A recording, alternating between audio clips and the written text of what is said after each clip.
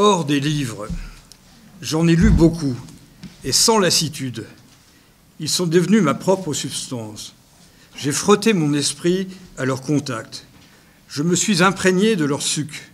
J'ai exploré, comme d'immenses jardins, la Bibliothèque nationale, la Bibliothèque de la Sorbonne, la BSHPF, la British Library de Londres ou la Bodleian Library d'Oxford, sans oublier la saveur un peu âcre des manuscrits. Cette confidence de Bernard se lit au seuil de sa thèse magistrale sur Bolingbroke, Exil et écriture au siècle des Lumières, thèse d'État comme on n'en fait plus. La saveur du vieux papier et la profondeur ténébreuse des bibliothèques furent la toile de fond de ses débuts impressionnants. C'était à la fin des années 1980, alors que nos thèses respectives s'achevaient. En 1989, fraîchement professeurs l'un et l'autre, nous devînmes collègues à l'université Charles de Gaulle, Lille 3. L'île ne nous aimait pas, et sans doute n'aimions-nous pas l'île. Toujours est-il que nous nous retrouvions à l'écart. Vous n'aimez pas les gaufrettes ? Pas vraiment. Et nous nous retrouvions à l'écart et parlions avec plaisir, avec passion de nos projets en cours. Lui, angliciste et historien, moi, littéraire. Lui, très vite auteur d'un magistral Christ des Lumières, avec pour sous-titre Jésus de Newton à Voltaire, et bientôt embarqué dans une saga biographique qui le conduisit d'abord de Cromwell à Calvin et bientôt à Henri VIII. Le magistral Cromwell de Bernard parut en 1992 à la librairie Artem Fayard.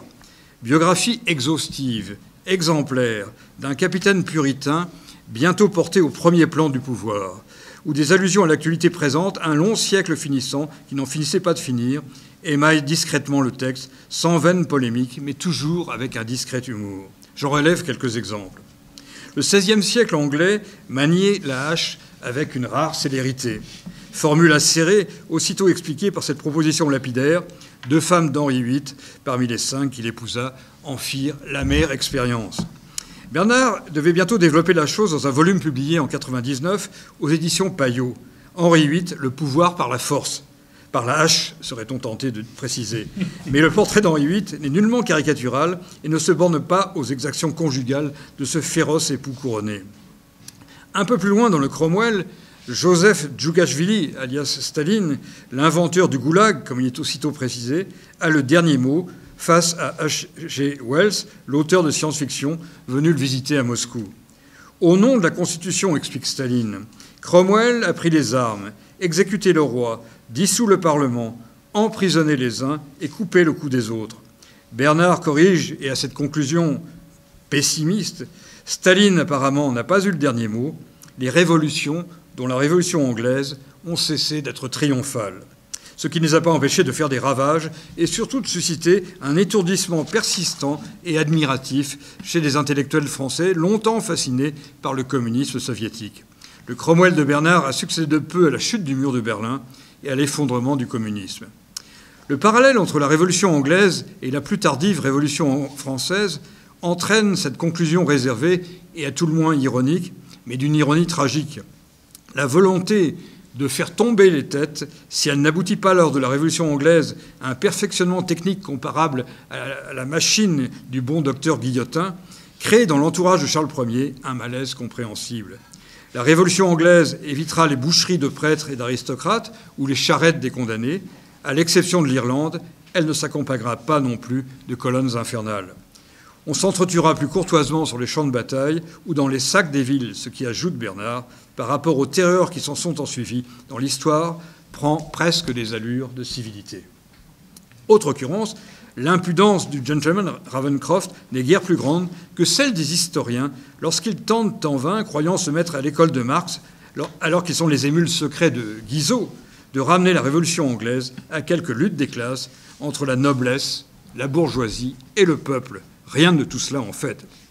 Bernard écrivit sa première biographie en se moquant un peu des historiens en vogue, ceux que l'on révérait à l'égal de Marx, dont ils étaient les héritiers, les Albert Soboul et les Claude Masaryk, historiens de la Révolution française, que c'était un devoir de lire dans les classes préparatoires par lesquelles nous sommes passés. Fort sagement, Bernard en revenait à Guizot, ministre de Louis-Philippe et historien protestant.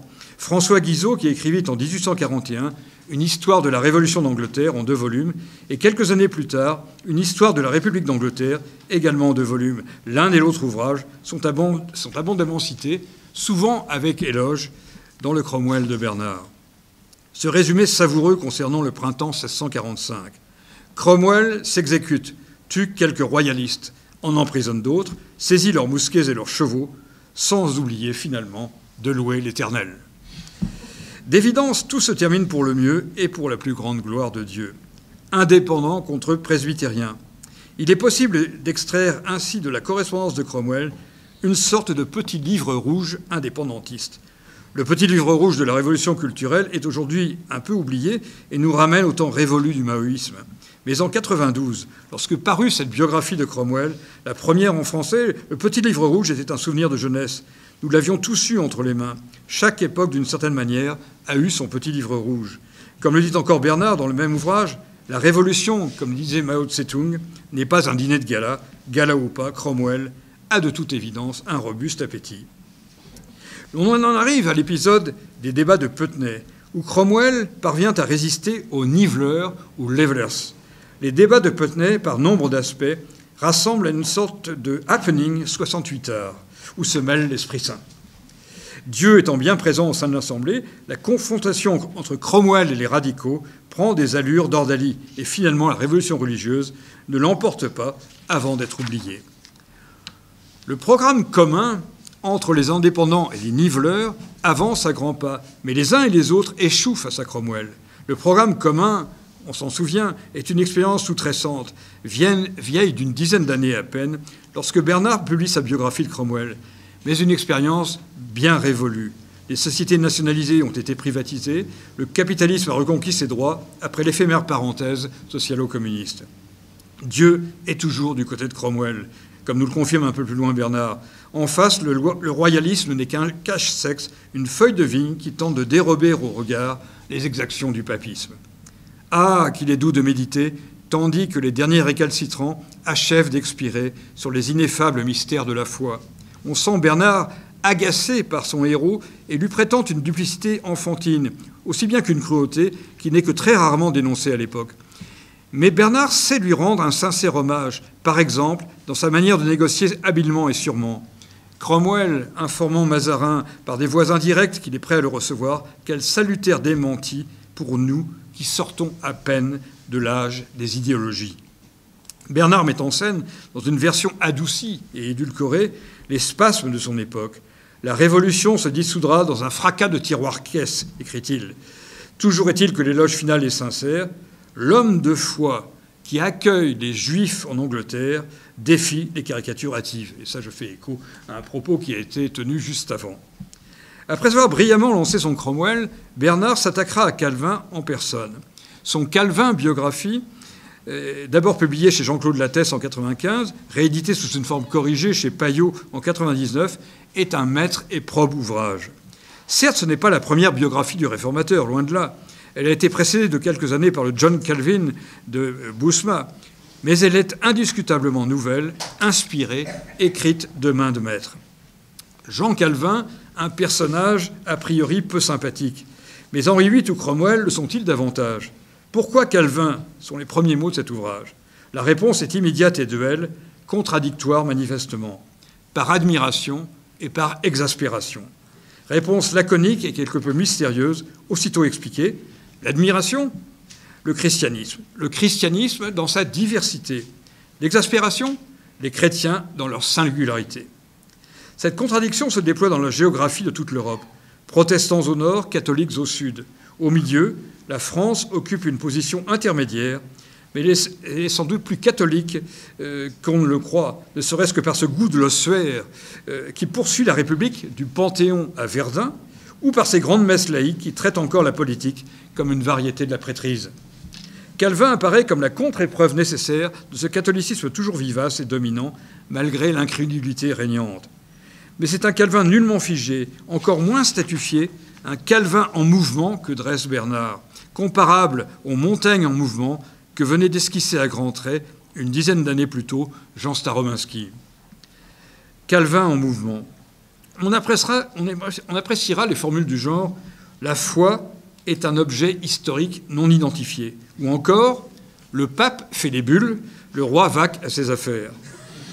Après l'affaire des placards contre la messe en 1934, on brûle aussi quelques luthériens pour ajouter à la fête « la combustion des hérétiques redevient à la mode ».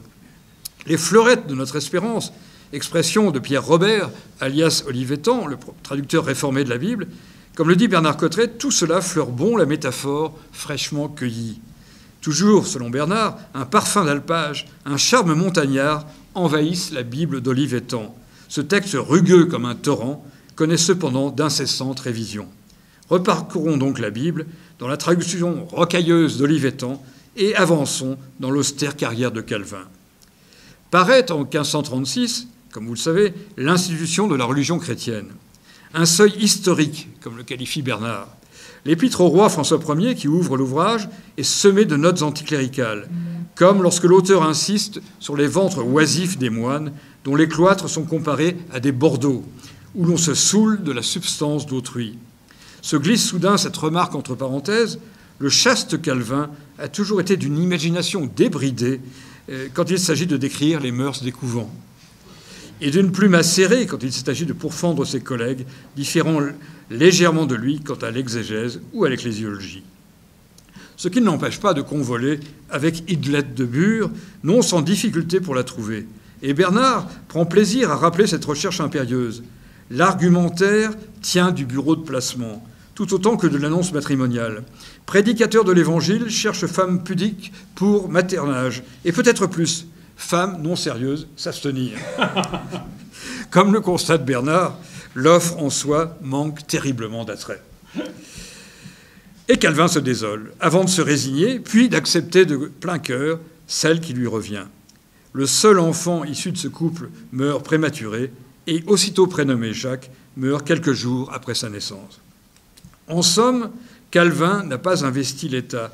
Il n'a été ni un chef de guerre, ni un ayatollah. Bien au contraire, il a souhaité garantir un minimum de liberté et d'action à l'Église.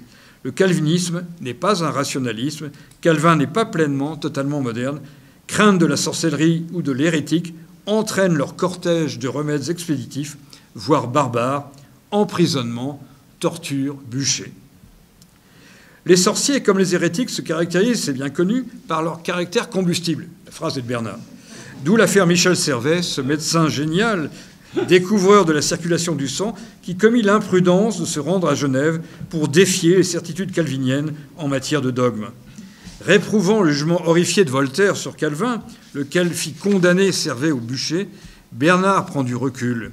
À quelques siècles de distance, nous voyons bien que les sociétés les plus séculières ont accouché à leur tour de monstruosités et que les totalitarismes athées ont sans doute dépassé en horreur toutes les religions révélées.